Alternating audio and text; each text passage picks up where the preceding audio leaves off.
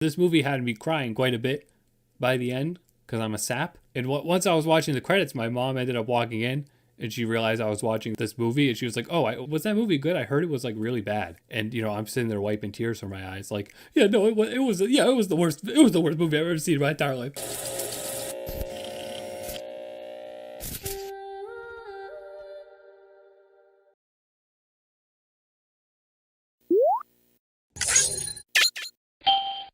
So I just watched Pixar's new movie, Turning Red, and I'm not lying when I say that this is one of my favorite movies I have ever seen in my life. Is it like the best movie ever made critically? Probably not. Like, I could probably look into it and nitpick it in those sorts of ways, but like just in terms of the very specific things that I enjoy from media, this movie has everything of that. And I absolutely did not expect it to be that way at all. The trailers for this movie did not do it justice in any way. They made it seem silly, but like in a marketable way, like in a way that like Sing and Sing 2 are like silly, like the marketing didn't perfectly illustrate the insanely unique style and like really bombastic, goofy nature that this has. That is like so unfiltered and fantastic. It doesn't feel like anything else. If it feels like anything else, it's Mitchell's versus the Machines, which I kind of have a comparison for that I'll think about later. But did you see this movie yet? What did you think about it? So let me know what you thought about this movie in the comments. It seems like most people are totally loving it. Let me know what your favorite Pixar movie is up to this point too. I honestly almost expect a lot of people to say Luca, even though that's only a year old. But prior to this one, my favorite was Up. And I mean, this is such a different thing from Up. Up stands out to me because of the creativity on display. It's so weird. But so is this movie, I love really weird and silly things. I hope that comes across based on the stuff I talk about on my channel. It's one of those things where, like I was even saying too, like when there was just trailers, it was getting so much, hate from like weird elitist people that were so, "Oh, this isn't Pixar, like this is some weird thing. This is a weird new thing." And it's like, yes, thank the Lord it's a weird new thing. Aren't we sick and tired of the same happening all the time? Everybody's constantly begging for originality, and yet once something original comes out, it just leads to a wave of hate from the same people that were asking for originality. This is why they only make remakes anymore. But of course, when that was a whole controversy, thousands of people hopped on and said like, "What are you talking about? It actually looks very interesting and unique and awesome." And watching the final product, it totally is. Like I'm blown away, especially by the fact that this was this director's first movie. Like, please let her direct every single like future Pixar movie. I mean, you want to know how nerdy I am? Within the first few minutes of this movie, I was literally tearing up, not because of anything emotional. It's literally like really funny during the first bits, but just because I was so impressed by the art direction. Like, I got a little bit personally emotional just because of how unique it was visually. Like, that's how stupid I am. This movie had me crying quite a bit by the end because I'm a sap. And once I was watching the credits, my mom ended up walking in and she realized I was watching this movie and she was like, "Oh, was that movie good? I heard it was like really bad." And I'm sitting there wiping tears from my eyes, like, "Yeah, no, it was the worst. It was the worst movie I've ever seen in my entire life." The story follows Mei-Lin Lee, a 13-year-old girl who thinks she has her life together, but really hasn't discovered who she is. She has a really strict mom that prevents her from doing all sorts of things with her friends that she anticipates. And she begins going through they literally call it in the documentary, that she starts going through magical puberty, where her family has this curse where her emotions get too extreme, she turns into a giant red panda. There's a ritual they could do to end the curse, but it can only be done on the night of a red moon, which is a few months away. And before that lunar event, May wants to go see a concert. But of course her mom disapproves of that, not only because she believes it's like immature and inappropriate, but also she's worried about the panda transformation. And I mean, that's it. That's the crux of the plot, is that she wants to go to a concert, but she's a kid, and it's hard to do that without your parents' permission. And like that's it. That's the plot of the movie. It's so simple, but that's what makes it work so well. And that's something that I never even realized I've kind of been yearning for to see. Like Luca from last year, that was totally beloved, and that scratches that same itch where Luca is just about, this kid who happens to like be a fish creature. But the story of the movie is that he just kind of wants to hang out with humans. And like, that's it. That's the whole plot. I mean, the movies are even quite similar in the regard that there's, animal transformations, but Luca is like much more a racism allegory kind of. And Turning Red is like a puberty allegory. It's about growing up, discovering yourself, and dealing with your family who may or may not accept you, or you may not understand them.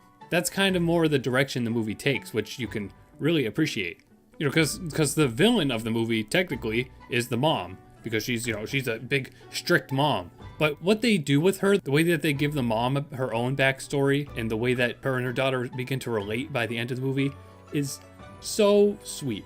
Like, it made me so emotional because there's so much love to it. It's such a genuine kind of realistic message. They didn't just take this direction where like the mom's evil and May must overcome her and become her own person. It's like, no, they kind of parallel the two characters. Like I was mentioning before, it's kind of a very similar family dynamic to Mitchell's versus the Machines in a way, because that movie is about Katie trying to prove to her dad that she can be an artist, basically. And this movie mainly is just kind of proving that she has like interests that differ from what her mom would expect of her. Basically, it's not like dream in mind necessarily, aside from seeing the damn concert. But I just feel like there's such a difference in the portrayal between these movies, even though they're so similar. And I think it really has to do with how grand scaled Mitchell's versus the Machines is. Like, Mitchell's versus the Machines is about just as goofy as Turning Red is, but it's also like a fate of the world scenario where robots take over the world. It's not super serious. It's not like a big tech allegory really or anything like that. It's still very much a family story. But Turning Red is like about some kid in a town. Like, it's literally a slice of life anime, basically. Almost so much so that when I was watching the movie, the first maybe 15 minutes or so of the movie, the whole panda thing isn't even mentioned or introduced or anything. So the whole time I was enjoying it so much, I was like, man, I might stop enjoying this when they introduce the magical element. The core slice of life dynamic that they set up here is like so enjoyable to watch. They're just gonna add a mystical element to it because they have to for it to be a Disney movie. But then they introduced it and my expectations were totally subverted, and I was like, oh, okay, never mind. This is like actually super awesome. But also, I mean, I still kind of stand by that, where if they didn't have the magical element, it would lose an artistry, it would lose an amount of, general appeal and stuff. But they still could have communicated this story with just having it be a straightforward, grounded slice of life. They even subverted me with, like, they kind of build up the climax to be almost like an action sequence, and I was just like, okay, I don't think we really needed this sort of resolution. But then they do it, and they do my favorite thing in the world, where they incorporate lyrical music that isn't necessarily exciting music, but they compose it in a way that it matches the action of the scene. That's just the best. That's just the best. I enjoyed this movie so much that I want to go watch it again, like right now. Like, I watched it like maybe 6 hours ago, and I just want to see it again, like as soon as I can. And that's not something that really ever like the last time that's happened to me with something that isn't an anime movie was Paranorman, when I watched that, like 11 years late, a year or two ago. I just have like very specific storytelling and visual design like niches that this movie hits all of them. Like, yeah, I love the style that's on display in Mitchell's versus the Machines. It's very sketchy and expressive, but what Turning Red does is it has a style that's anime inspired in the way that I have been dying to see for so long. Because, we say like, oh, well, Avatar The Last Airbender is anime inspired and it's a Western cartoon. Yeah, but it's also just drawn to look like an anime. It kind of has Western expressions to it, but it is supposed to just look like an anime. That's how it is, quote, anime inspired. Turning Red has its own totally unique, very like circular, cute style to it that it combines with anime effects, with the glowing glasses, really good looking food for no reason, manga style graphic effects in the background, big smoke effects, weird close-ups, crazy expressions. I mean, that's I think something that jumps out the most really is like how often they make the background change, because that's something I can't really say I have many other Western examples of, but it's something that happens in anime and manga all the time, to just like completely remove the backdrop and replace it with like some sort of graphic that helps illustrate the character's emotional state. There's a shot of May like getting really upset and like her glasses cartoonishly break, but then like behind her there's a graphic of like just glass breaking as well. It removes the original background and adds that sort of graphic to it. And I mean, that's such a simple thing, but that's just so stylistically pleasing. Like, I just love that joke, I guess. I don't know what you would call it. Like, this is just a style I've been really dying to see. This is art coming from someone who isn't necessarily in my generation, but like, is young enough to have had a lot of the same aesthetic inspirations and experiences that I've had. And like, yeah, I'm not a girl, but this was another argument that people were having about this movie. But it's like, I mean, the fact that this movie is so, quote, girly is like its greatest strength. This movie is unapologetically the director. You know, you can just tell that this movie was made by a girl.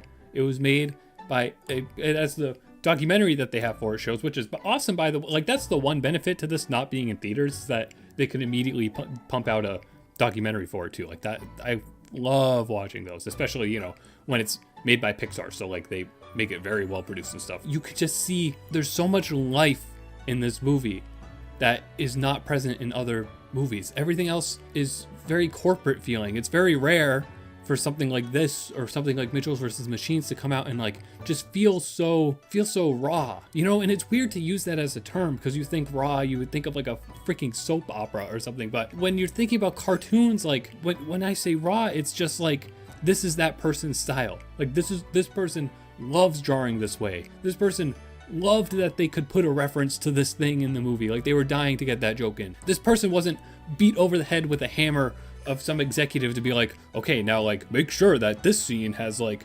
13 leaves in the background so that it can represent the leaves in the back. I don't what, but like there's no holding back in this movie. You can tell that this movie was made by a girl. You can tell that this was their experience. You can tell that this is their personal silliness, their personality, their friend group, their interests. There's so much great diversity and stuff in here, and you just know that like these artists just pulled from life.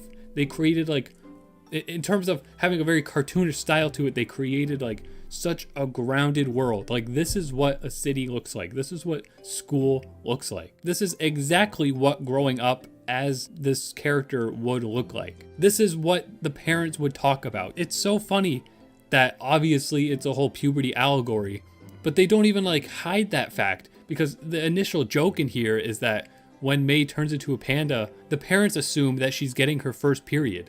And it's like, when have you ever heard that be mentioned in a, you know, quote, kids show? You know, like that's not something that they ever include. And it's like, it's such an important thing that needs to be included in content like this. Because, you know, you think about Mitchell's versus Machines and Inside Out. Inside Out's another example I meant to mention too, because that's another Pixar movie that's essentially about puberty. But both of those movies are directed by men. So there's just something about them, you know, there's some essence to them. I can't pinpoint what.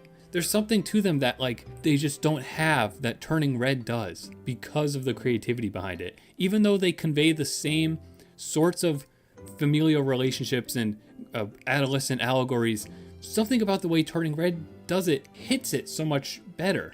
Is it because it's a girl who directed it? Is it, I don't know, just because the art style is so appealing to me and it's Pixar, so like it has a fantastic budget and tech that like nobody else has, so it just has like a huge step up over other movies. I couldn't say. I just loved this movie. So, as you couldn't tell, I've been talking for 20 minutes in my raw audio recording.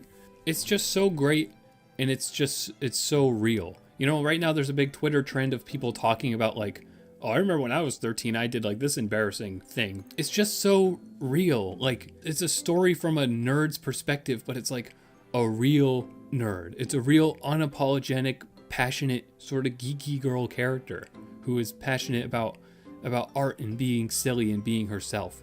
And I just feel like so many other movies that have tried to do that miss the mark in some way.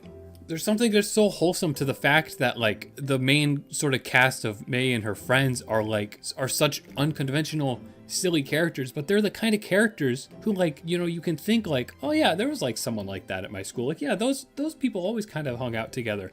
And there's not an ounce of, you know, there's one character who like bullies them, but he's just like, it's kind of portrayed, I guess, that he does that because he's insecure. It's not like like she feels like a social outcast or anything like that. I feel like that's something that stories miss including now, especially. Like, obviously people who become film directors and become artists and stuff are gonna primarily be people who have experienced bullying in some forms because of their interests and things like that. But like, usually when they make movies, they make it all about this unrealistic, like the world was against them. Like everybody at school was so mean to them because they were a little quirky and stuff. And it's like, no, that's not how it always is. You know, that's not how it was from my experience, even as myself. Like I was super shy and stuff. But when you're in school and you're like a dork, nobody cares.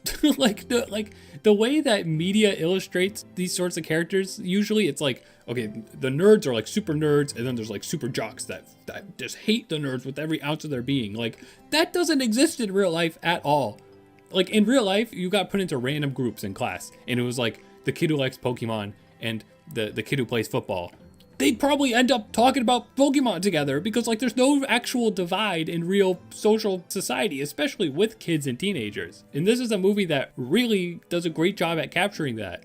And again, just creates such a real cast of little cartoon characters. They mentioned in the documentary that they tried to pull little bits of like imperfections from each other on the crew and put them onto the characters. Like May has a few moles, and it's like, I didn't even notice that she had moles during the movie because like it's just such a natural thing. But then you sit back and you think, and you're just like, yeah, wait, like other characters don't like have features like that. Other characters don't act like that. And like, yeah, it's very cartoonified, you know, it is pushed up to an extreme, almost to a point where I could imagine some people finding these characters like too loud. I could see people thinking that this movie's obnoxious, but that sort of obnoxious is my exact kind of humor, because that's how I feel I am.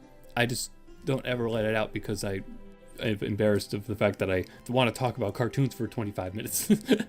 So it's a really great movie that tells two stories, like a story about being who you are and discovering yourself, and finding ways to relate to your family, or, you know, having to teach them that you want to disconnect, dealing with that sort of generational, you know, pressure.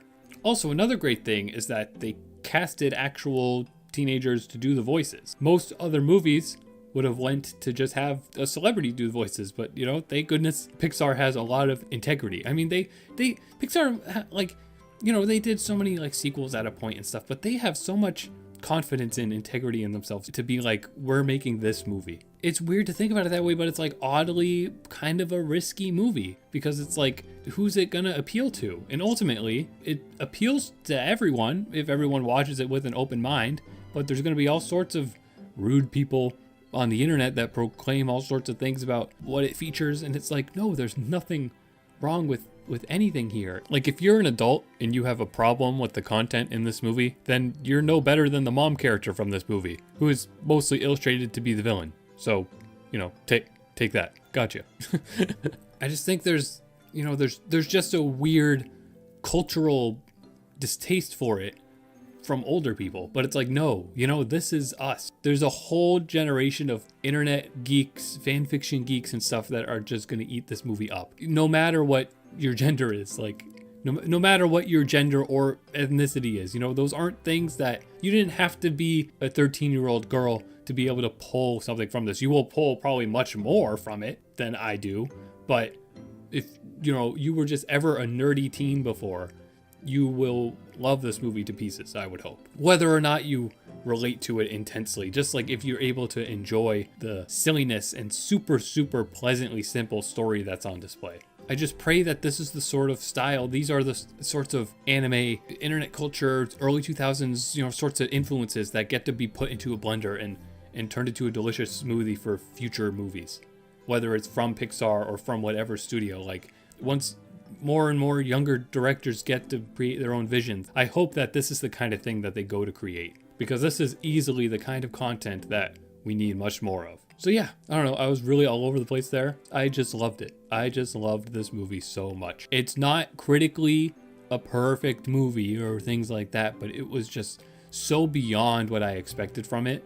Like, yeah, there's a few gripey things about it, like, you know, the way that they establish that the mom is strict, like the really embarrassing things that she does to May. Like, I'm sure people who get secondhand embarrassment easily will probably really hate that stuff, but it's so over the top and unrealistic. And that's kind of what the problem with it is that, like, no mom would do that. You know, like, this is a very cartoonish way of expressing this mom's personality. You know, it works from a story structure standpoint, but it doesn't seem as grounded as other elements of the movie do. And also, there's a point where they start talking about and showing off red panda curses from the past, and they all look the same, which is, you know, I guess I can understand. But I don't know, even for merchandising purposes and stuff, you would think that they would make all the pandas look quite different. Like, yeah, okay, red pandas are red, duh. But I don't know if they made them have different colors, made them have much different fur patterns, because really the only thing that changes on them are their eyes and like the white fur patterns on them. Like they could have made them look much more diverse. Those are pretty much the two only things that like immediately stand out to me as I was watching the movie. I was like, okay, that was negative. Maybe the runtime too. I can't think of what could be cut out from this movie, but it could have been like slightly condensed, and that probably would have helped it a little bit. But yeah, other than those three things, like I wasn't bothered by anything here. Again, I'm just so glad that this is what the future of, I want to say independent animation, which is a weird thing to say, but like I just hope that this is the future of animation that we get more of. You know, I hope like DreamWorks, because right now we have Pixar and Sony sort of doing this, and then everyone else is kind of focusing on just making like mass appeal stuff. Like DreamWorks is making that Bad Guys movie that like, you know, kind of borrows Spider-Verse's style. Like that looks cool stylistically. Is that like a passion project in the way that Turning Red is, or the way that Luca was, or the way that Spider-Verse was, or Mitchell's versus the Machines was? Like those are the kinds of movies I really hope we're going to get to see. And based on how much success this has online, I'm sure we will. It's just problematic to judge Turning Red's success because it's not in theaters. But I know Disney Plus can you know, they can see all the numbers on their end. So hopefully it's really blowing up. I wish it was in theaters. It's a little more personal when you get to make the decision to just like be like, oh yeah, that's streaming today. Okay, I guess I'll like click play on it, you know, rather than like with a movie you have to buy the ticket and then plan out like, okay, I have to drive it, I have to leave the house at this time, do this, buy the popcorn, do that. Like it's a simple movie, and like the simpleness of being able to just watch it on Disney Plus, I don't know, that was weirdly like something that added to it. So let me know what you thought about this movie, and thanks for watching. If you enjoyed this video and want to see more, please hit the like button so more viewers like you can find this video. Please consider subscribing to my channel with notifications on to see my future content, and follow me on other sites like TikTok and Twitter for special exclusives. Thank you very much for watching. Please stay tuned for more.